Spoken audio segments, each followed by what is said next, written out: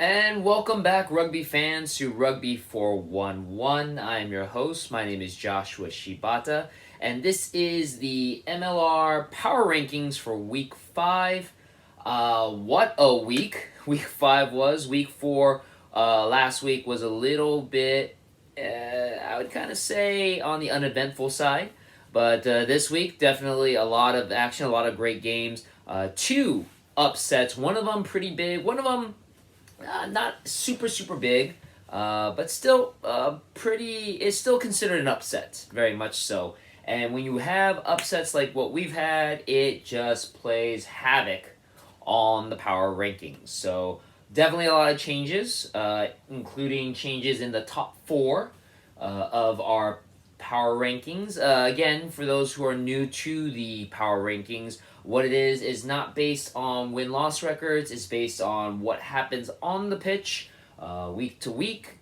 More current games have more significance than games that happen right now. We are in week 5 that happen in week 1. You know, the teams that we have today are definitely different than what we have in week 1. So games tend to have less significance the further we get. And again, everything matters on what's on the pitch. Home, away, strength of schedule, how big of a win, all that comes into play here. So let's get to it because we got a lot to discuss. We have a new bottom team at the number 13 spot, and it's kind of one that breaks. There's a lot of heartbreak for me, and we'll talk about that when we discuss the Super Brew pool, which was probably one of my worst that I played Super Brew at least for 3 years now, and it's not just MLR. Super Brew, if you guys don't know, is a wonderful app and gaming site, absolutely free. And it does rugby. It does all sorts of different sports, but rugby is the one that I usually use it for, and it's rugby all over the world. So it's not just MLR here in the United States. They also cover Premiership. They cover Super Rugby, Pacifica in Australia, New Zealand, in the Southern Hemisphere. I don't think they cover Japanese rugby. I'll have to look into that, but they cover United Rugby Championship. They cover a lot of great rugby competitions.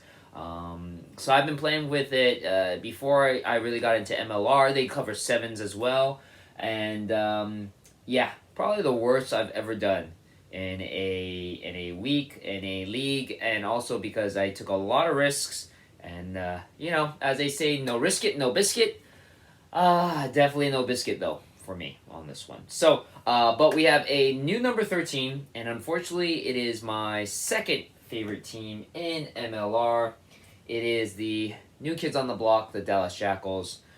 They have not won a game yet. They've always, in the 4 weeks before this, they've showed a lot of potential. There were some really close games that could have went their way.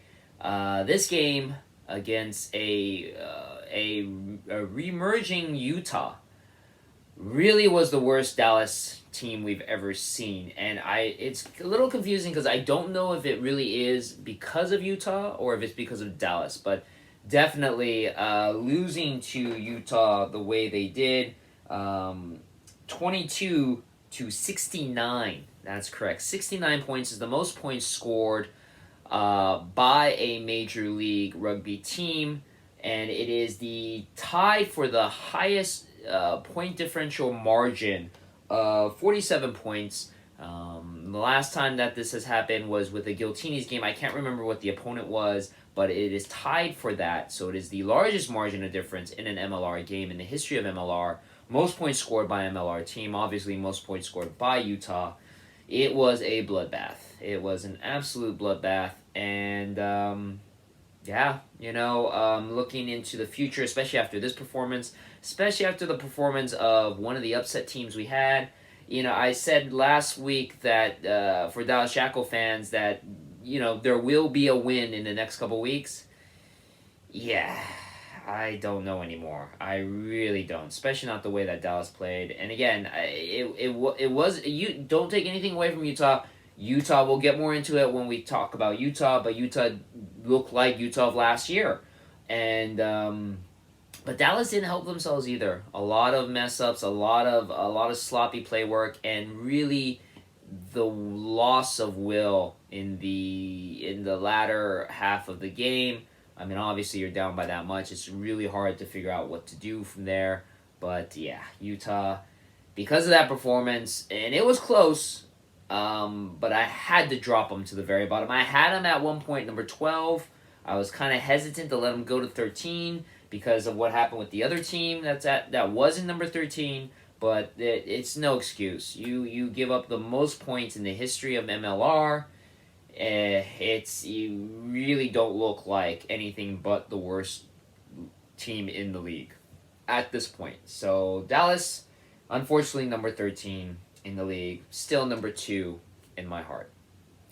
Number 12, moving up from the bottom of the pack to one spot higher, Old Glory DC.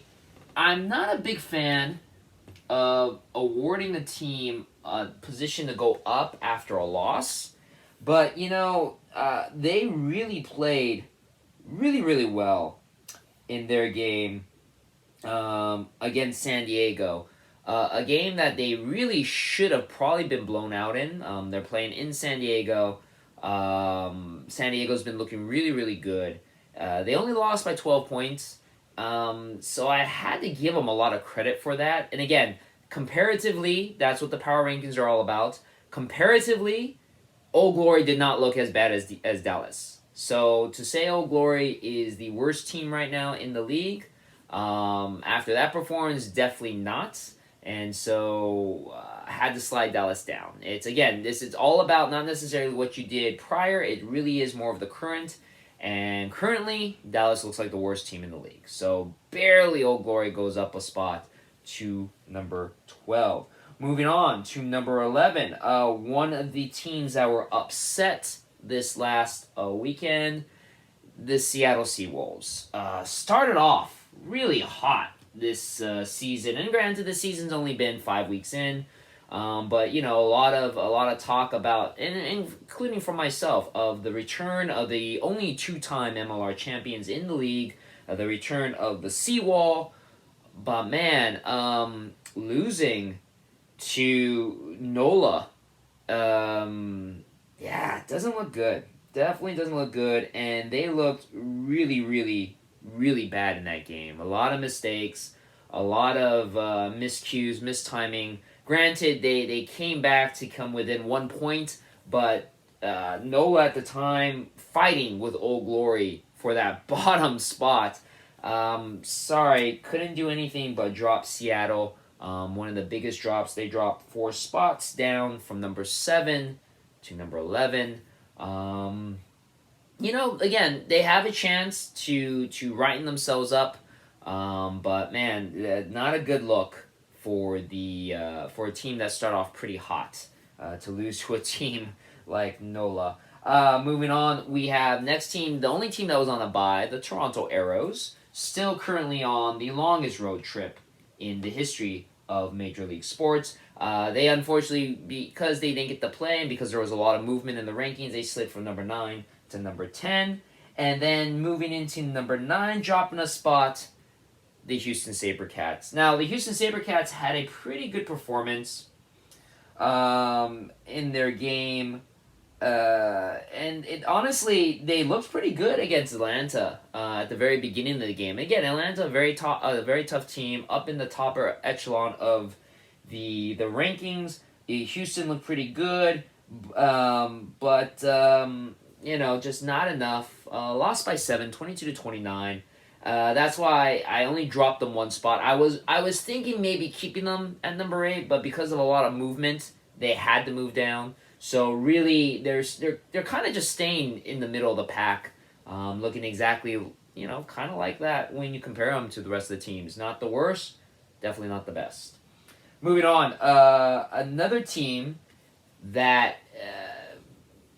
I don't know if you would call it an upset per se, but definitely showing up when they had to. This is the return of the Utah Warriors. Now, this was the team that I was most perplexed by as the season started, a team that looked amazing last year was really just a game short of making it into the playoffs, and making it into the championship game, and yet, for whatever reason, started off with an 0-3 start. And I know there's a lot of talk on forums and on message boards about this is the first game for Utah to be at home at Zion Stadium. Their rugby field is a regulated rugby field. It is not a football field or a soccer field that has been converted, so it's a little bit wider. Rugby regulation fields are slightly wider than a football or a soccer field, and which is what most teams play on in MLR. And so there's a lot more chance for Utah to move around and be more creative. I don't know if that's necessarily true, because last year they still won away and home. They looked just as dangerous in both spots. I felt what really was the key, and it's evident when you look at the try scores. Mikey, Teo, 2 tries. Mika Kruse, 2 tries. The team, the pieces of the team that really needed to step up finally stepped up. And what happens? Most points scored by an MLR team, tied for the highest winning margin in the history of MLR. This is Utah. Now, granted, there is a caveat. It is Utah playing against Dallas, who, we believed was going to be one of the worst teams this season.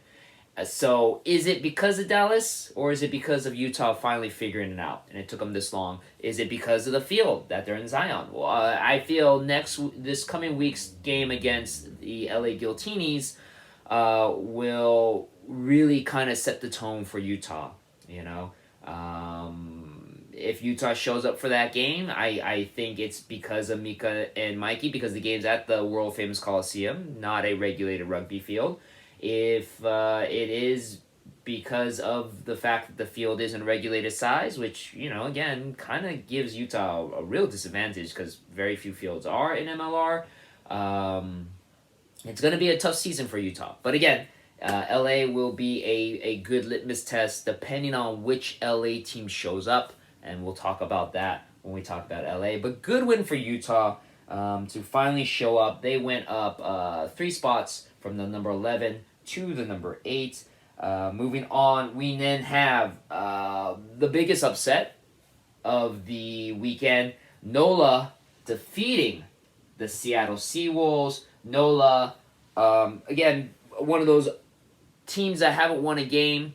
They really needed to turn their season around, and they finally did it. Now, granted, they barely won by a point, but before the half, they were still up 15-6. If it wasn't for Seattle starting to really turn it up and making the game competitive, the scoreline wouldn't have been as close, but NOLA still got the win. NOLA played a much better game than they've had all season, and that showed in this one. Big upset for them. Biggest jump of any team. They went up 5 spots from the number 12 to the 5, from the bottom to mid-tier. So, good win for NOLA. Next, they have the Dallas Jackals, which might help continue their momentum because Dallas definitely has not been looking very good. And that win against Utah, I feel, again, is just going to be a momentum killer for a very promising and young team. Another team that's kind of finding their way, the San Diego Legion.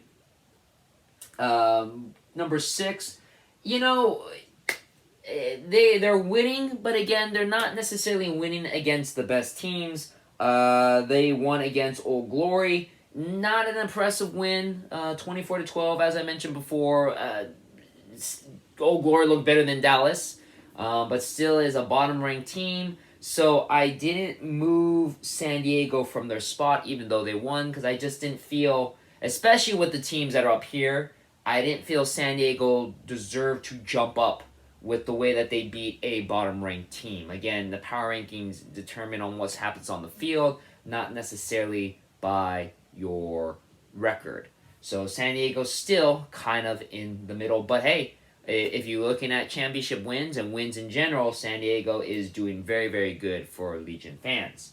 All right, moving on. Dropping out of the top 4, heartbreak, your reigning and defending MLR champions. The LA Giltinis dropped down to number 5. Tough loss to the Austin Gilgronis. It was a battle of stepbrothers, battle of cousins, whatever you want to call it, for the Gilly Cup. It was a tough game going into Austin. Austin definitely looking like the number 1 team in the league. But you know what? You got to give the Giltinis credit. I'm giving them credit. There are some last-minute changes. 2 of their starting players, Johnny Ryberg and their fly half, Luke Burton, were not able to play during the warm-ups, and they actually had to start the officially oldest person to ever play in the MLR, Coach Rene, i.e., a former Fiji Sevens Olympic gold medalist, a superstar in the Fiji Sevens world, started at 42 years young and actually scored 9 points, 3 penalty kicks in the first half, and actually LA was leading 9-0 in the first half. And then the second half, just that depth. It's starting to show that the Giltinis, hampered by a lot of injuries, the depth in the Giltinis is literally non-existent. They are scraping the bottom of the barrel, and a lot of inflicted wounds, especially that last try where it was just a bobble between the legs of one of the Giltinis players, nobody in the backfield, and Gilgronis practically walked right in for the death blow try near the end of the game. Yeah, it's, again, mentioning the game between them and Utah, which we'll preview in the next video. It's really going to be about which Giltinis team can suit up. We have to figure out who's healthy, who's not. Matt Giteau, the star Australian fly half, who we were hoping would be, he announced his return, has yet to play because of a knee injury. We don't know his status yet. DTH Vandermeer, another star player, the Canadian international winger, hasn't played yet. He has a knee injury. Lots of players, not making excuses, but a lot of injuries already. The Giltinis are barely holding on, and because of that, they're sliding further and further down the rankings. We'll see what happens if they'll even make the playoffs to defend their MLR shield. Moving on to number 4.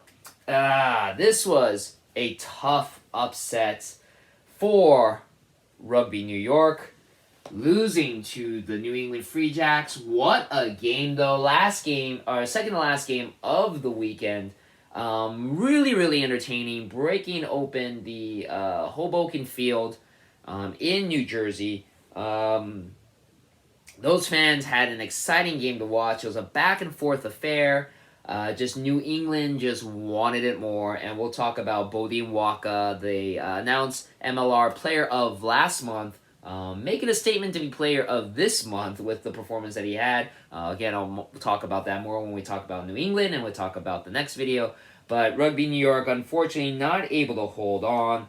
A pretty tough loss, but a really good win for the New England Free Jacks, who obviously jumped up, and New York has slid down from the number 2 spot to number 4. Moving in, top 3, Rugby ATL is your number 3 team.